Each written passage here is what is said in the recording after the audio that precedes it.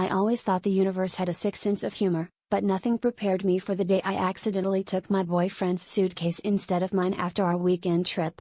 I was halfway through unpacking his stuff, socks, cologne, the shirt I always steal, when a stack of ivory envelopes tumbled out.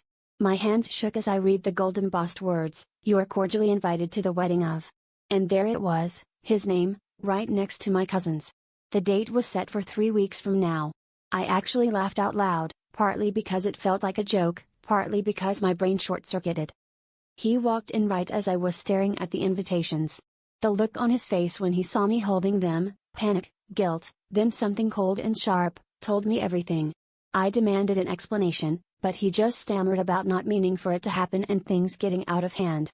Apparently, they'd been seeing each other for months behind my back. My cousin, the one who used to braid my hair and tell me all her secrets, never mentioned a word.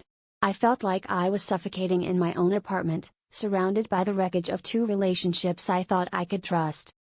The worst part was realizing how many little signs I'd ignored, the late-night phone calls, him suddenly hating family gatherings, my cousin acting distant and weird whenever we hung out. He claimed he was going to tell me, that he didn't know how, that he never meant to hurt me.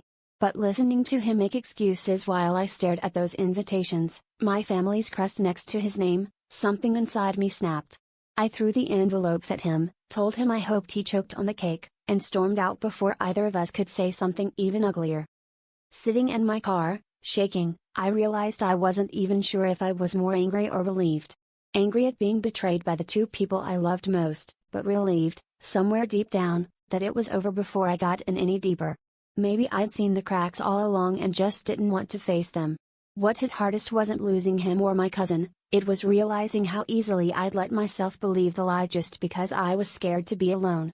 Now, for the first time, I was forced to ask myself, what if being alone was better than loving people who only saw me as collateral damage?